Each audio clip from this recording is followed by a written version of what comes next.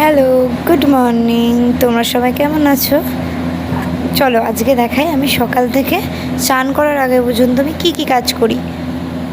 সকালবেলা প্রথমে সবার আগের কাজ ঘুম থেকে উঠে মানে নিজেকে একটু ফ্রেশ হয়ে বিছানা গোছ করা। বিছানা যদি না গোছ করি যেন মনে হয় কী কাজ যেন করিনি, তাই না বলো?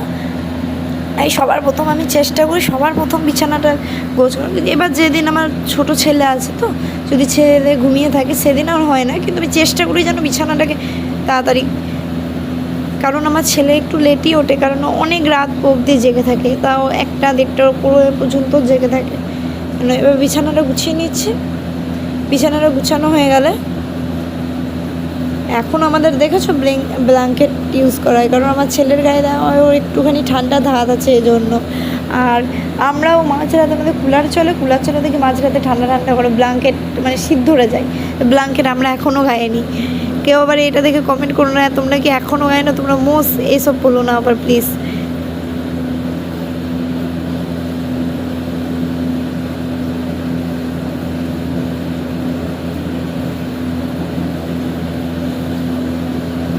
বিছানাটাকে সুন্দর করে গোছ করে নিচ্ছি।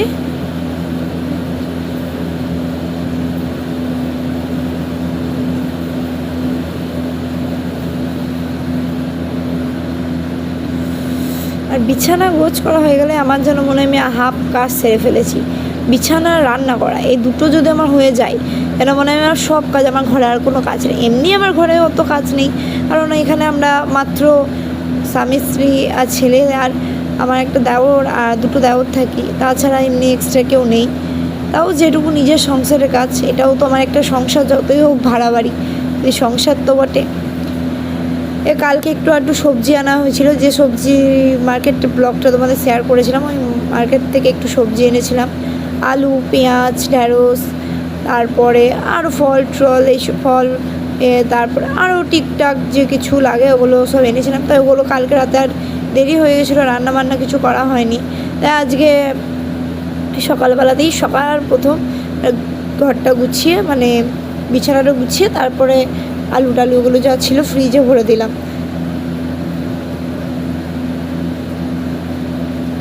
ফ্রিজে ভরে দেওয়ার পর ওই জায়গাটা প্রচুর নোংরা হয়ে গেছিলো, তাই ওই জায়গাটাকে একটু ঝাড় টাড় দিয়ে পরিষ্কার করে রান্না বসিয়ে দিলাম।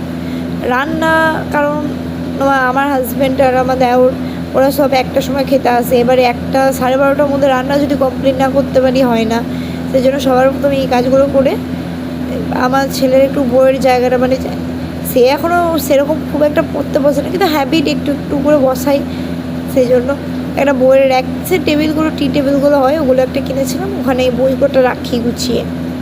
ওই জায়গাটা একটু প্রতিদিনই করে ও নোংরা, তাই গুছিয়ে রেখে দিলাম ওই জায়গাটাকে। আর ও মানুষ অল্প, কিন্তু ওর বই প্রচুর হয়ে গেছে। ও বই পড়তে মোটামুটি ভালোই বাসে। এখন কি হয়, এখন তো ভালোবাসে, পরে কী হবে জানি না বাবা। দিয়ে কিছু সার্পও ভেজানো ছিল, তাই সার্পও কিছু ভিজিয়ে দিলাম। আর বাচ্চা ছেলের ঘর বুঝতে পারছো, প্রত্যেক দিন 1 বালতি করে কাচা। কী করে যে হয় 1 বালতি বুঝতে পারি, কিন্তু প্রত্যেক দিন 1 বালতি কাচা। তারপরে যা নোংরা রাংলি ছিল, রান্নাও এর মাঝখানে বসিয়ে দিয়েছি, এটাও তোমার দেখানো হয়নি, দেখিয়ে দিলাম যে রান্নাটা বসিয়ে দিয়েছি। তারপরে নোংরা ছিল কিছু, ওগুলো পরিষ্কার টরিষ্কার করে ঘরটাকে ঝাঁট দিয়ে নিচ্ছি।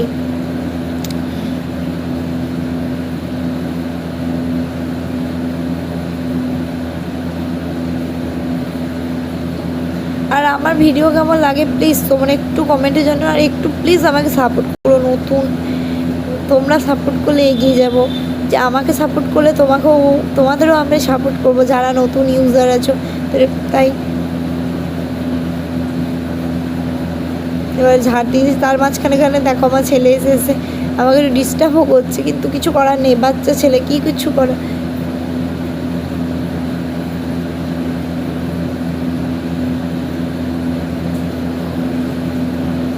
ঝাড় দিয়ে সব গোছ করে রান্না বসিয়ে দিয়েছিলাম, তার মাঝখানে এই এতগুলো কাজও করে নিয়েছি, রান্নার মাঝখানে ঝাড় দেওয়াই। আর আমাদের না এক্সট্রা কোনো, এইখানে না একটাই ঘর, আমাদের এক্সট্রা কোনো ঘর নেই, তাই এই ঘরটাকে যদি একটু গুছিয়ে গাছিয়ে না রাখা হয় না, ঘরটা প্রচুর নোংরা দেখায়, কারণ এই যে ঘরে আমাদের রান্না করে সে ঘরেই খাওয়া একটাই। তারপরে কিছু বাসন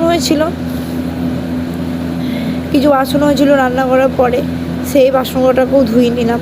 ছেলেকে খাইয়েছিলাম, ওই ছেলের খাবারে বাটি কড়াই টড়াই যা টুকটাক হয়েছিল ধুয়ে নিলাম।